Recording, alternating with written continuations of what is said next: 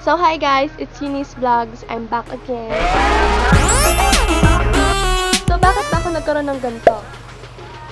Sa maraming tanong ng karamihan kung bakit nga ba nagkakaroon tayo ng maraming pimple or hindi kaya mga tigidig, acne. Ayun, pag-uusapan natin yun at i-share ko din sa inyo yung experience ko nung nagkaroon ako ng ganun. Magka-pimples nung grade 7 ako. Hindi ko alam kung bakit siya nag-breakdown. Breakout. Basta breakout. Kasi, ang dami ko rin kasing pinapahid sa mukha ko nun. Kaya, ayun. Siguro dumami yung pimples ko noon. Saka nagkalat-kalat siya dito sa noo ko. Kagaya nito, ayun. Yan. May filter lang ako niyan, kaya hindi siya halata. Pero ang dami ko talagang pimples niyan. Saka ito pa, yan. May pimples din ako dyan, pero nilagyan ko lang siya ng filter para hindi siya halata. So, paano nga ba nawala lahat ng pimples ko? So, ano-ano nga ba ang mga kailangan gawin para maiwasan natin yun? Number 1, huwag ka kasing magpuyat. Ka namang jowa.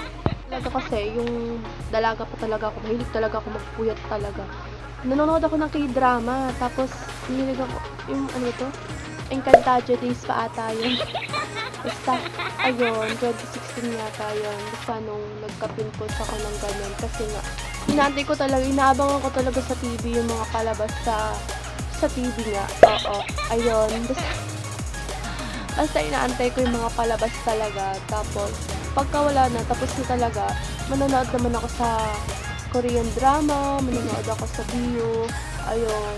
So, number 2, uminom talaga ako ng maraming tubig kasi feeling ko talaga pagka yung nainom ako ng maraming tubig, nare-refresh talaga ako. Tapos, nare-refresh yung balat ko. Basta feeling ko malusog ako, ganon, pagka lagi ako uminom ng tubig.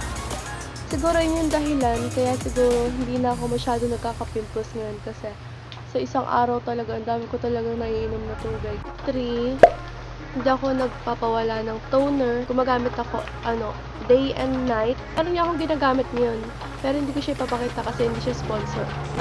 Basta maganda siya, mayad lang siya. Pwede siya sa nagpapa-breastfeed. Kaso hindi ko siya pwede ipakita kasi hindi ko siya sponsor.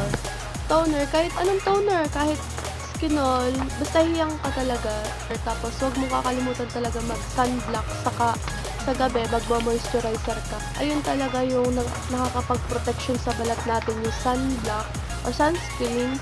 Tapos, yung moisturizer sa gabi para mapanatili natin soft yung balat natin. Ayun yung yung face ko. Ayan. Ayan. Hindi naman siya clear skin talaga, pero nawala na talaga yung pimples kasi nga effective talaga yung mga sinabi ko na yun. And then may isa pa pala akong sasabihin, yung sa ice cubes or yellow, kahit basta yellow.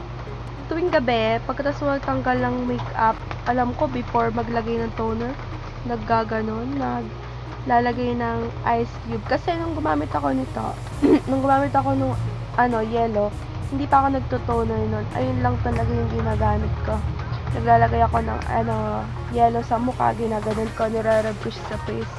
Tapos, ayan, ganyan-ganyan. Paikot-ikot lang, circulate mo lang siya sa mukha mo. So, yun lang naman yung mga tips ko.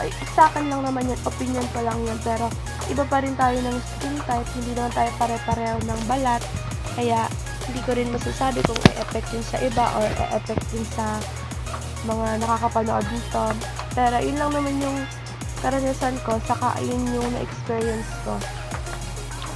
Saka ayun yung naging dahilan kung bakit nawala yung pimples ko, yun lang, tatlong yun.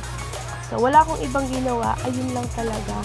Hindi ako ng kung ano-ano, hindi ako nagpa-derma, mga ganun.